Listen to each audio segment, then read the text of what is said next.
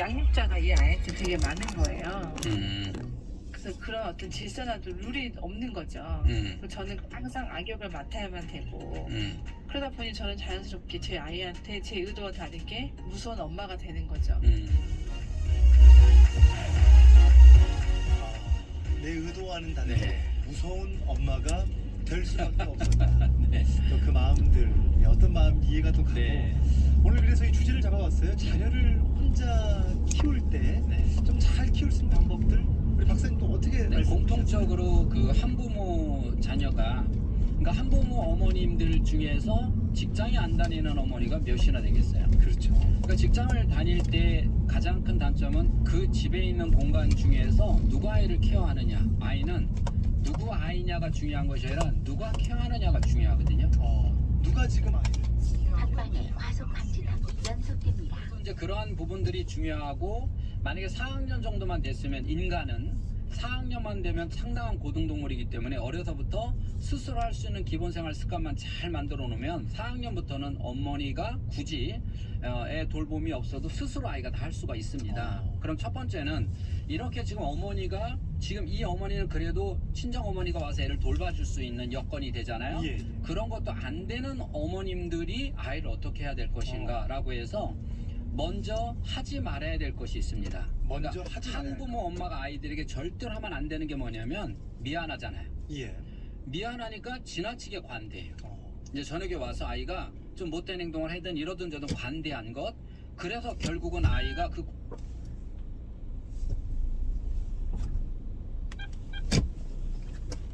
두 번째는, 어머니가 직장 갔다 오면 마음은 잘해줘야지라고 생각을 하는데 지쳐요. 예. 육신이 지치면 뇌도 지쳐요. 그럼 날카로워 있어요. 그러니까 어느 날은 직장에서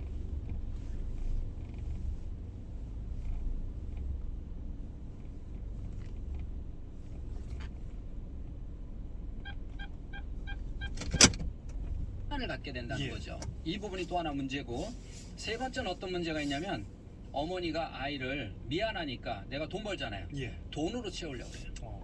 자, 돈으로 아이를 모든 거를 맛있는 거 사 먹어, 뭐 용돈 줄게, 이렇게 해서 아이를 망가뜨리는 대표적 세례가 이 세 가지입니다. 이 세 가지만 아니면, 어려서부터 아이가 스스로 자기를 잘하도록 만들어 놓은 아이 정도 되면 4학년, 5학년, 6학년 이 아이들은 굳이 엄마가 없어도 자기들이 다 알아서 할 수 있는 정도의 인간은 고등동물이에요. 예. 이미 그렇게 뇌는 돼 있는데 그거를 못 만들어 놔도 문제가 되는 거죠. 그러고 나서 그 다음에 아이를 잘 클 수 있는 아이들을 이런 방법으로 망가뜨린다는 거예요. 한부모 가정을 말씀하셨지만 사실 지금 말씀하신 부분은 네. 뭐 양부모든 누구든 우리 어떤 가정이든 간에 이 부분은 다 좀 공통적으로 해당은 되지만 예. 특히 한부모 자녀 엄마들이 미안하니까.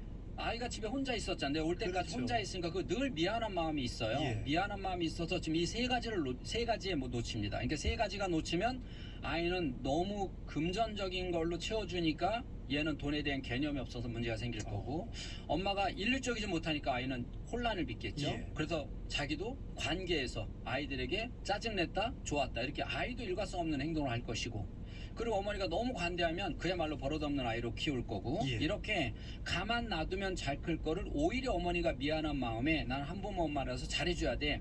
그 잘해주는 걸 뭘로 잘해주냐는 거예요. 이 세 가지로 대부분 잘해주더라는 거죠. 그래서 아이가 잘 클 수 있는 아이를 오히려 잘 못 클 수 있도록 막는 게 이게 첫 번째입니다. 예. 자, 두 번째는, 그러면 집에 이렇게 양육자가 있다. 그러면 어머니가 있던지, 대부분 엄마들이 누구냐면 애 봐주는 이모라고 그래요. 이제 다 외부에 사람이 들어오는 사람을 이모가 봐주든지 이렇게 얘기를 하는데, 자, 이 사람들은 할머니가 보게 되면은 그나마 좀 나은데 할머니가 보게 되면은 이쁘잖아요. 예. 그래서 할머니가 아이를 너무 관대하게 잘해주고, 엄마는 숙제했어? 뭐 했어? 뭐 했어? 그리고 할머니한테 하는 행동 보면 너가 버릇없는 행동이야.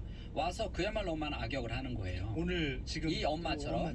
그러면 아이는 어느 편에 쓰냐는 거죠. 어느 편에서요? 그럼 할머니 편에 쓰겠죠. 편하고 좋으니까. 그러다 엄마만 오면 어느 편에서요? 엄마 편에. 그러니까 얘는 이중적 성격을 갖게 되는 거예요. 그러면 결국은 엄마가 손을 놨을 때는, 즉 엄마가 무섭지 않을 때는 할머니가 키우는 성격으로 갈 수밖에 없다는 거죠. 지금 이 아이도 지금 제가 보니까 점점점 엄마는 머리도 좋고 좋은 학교도 보내고 또 상당히 기대를 갖고 있는데, 그렇죠. 엄마의 기대만큼 안 한다 이거죠. 제가 볼 때는 할머니가 키워서 그래요. 그러니까 얘는 일률적으로 엄마가 처음부터 똑같은 방법으로 키웠어야 되는데 지금 방법이 다른 거죠.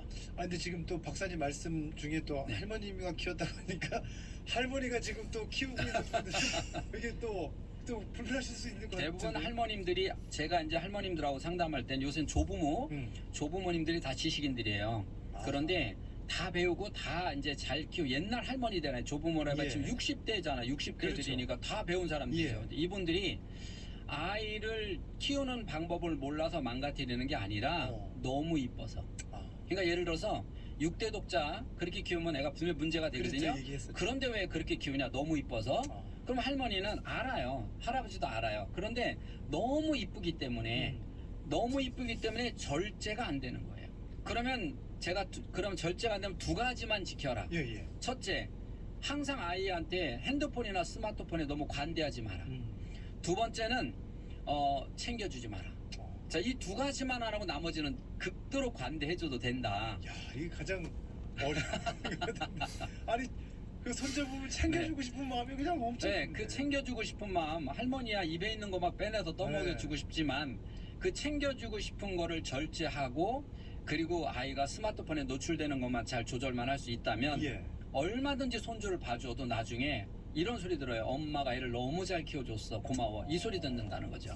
근데 나중에 이런 경우 있어요. 정말 내가 애지중지해서 네. 최선을 다했는데 나중에 돌아오는 거는 엄마가 그렇게 키웠다고. 그렇죠. 근데 지금 제가 말한 이 두 가지 절제가 안 되면 나중에 딸이 뭐라고 그랬어요. 괜히 엄마한테 맡겨서 차라리 내가 볼 걸. 돈 안 벌고 애 볼 걸. 자, 이 얘기 듣는다는 거죠. 나는 정말 너무 이뻐서 고기야 이렇게 키워놨는데 나중에 보니까 원망만 오는 거예요. 그 원망 안 들으시려면 지금 혹시 조부모님 제 방송 듣고 예. 계시면 오늘부터 두 가지 적어요. 뭐라고요? 첫 번째, 스마트폰에 노출시키지 않는다. 반대하지 마라. 네. 예. 두 번째, 무조건 챙겨주지 마라. 너무 챙기지 마라. 네, 이 두 가지만 하면 성공합니다.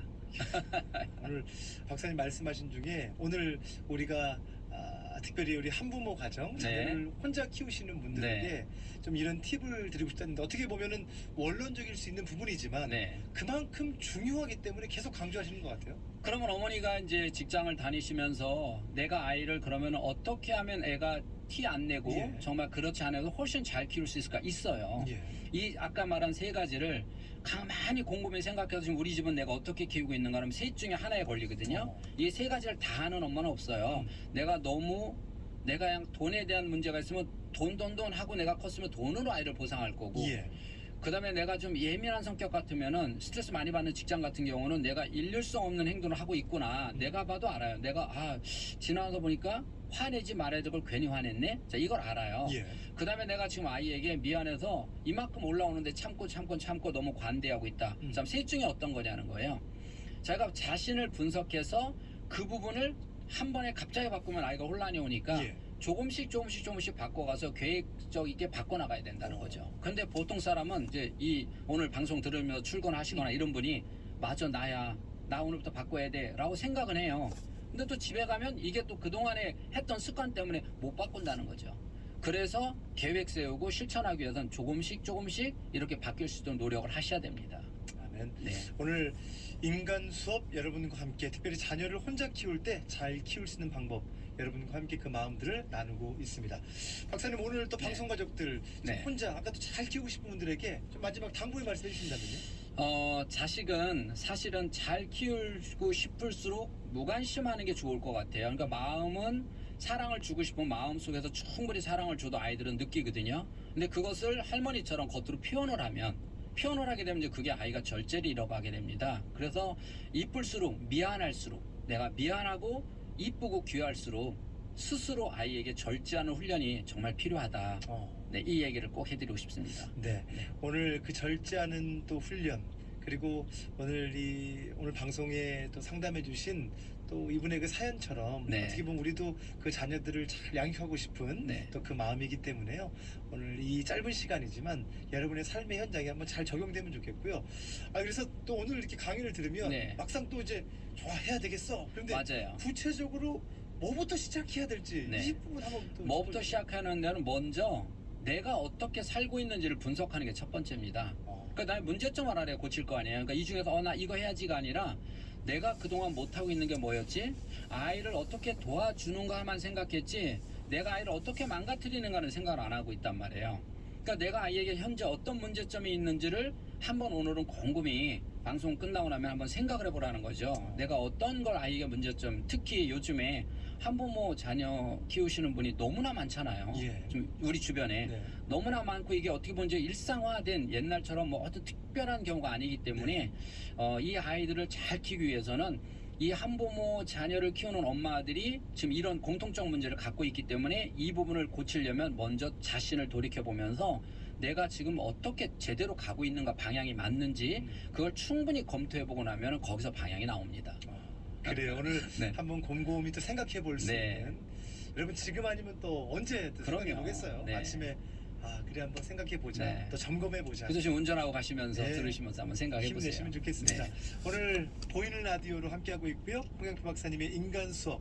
오늘 또 특별히 사연을 듣고 여러분의 그 마음들을 나눴습니다. 오늘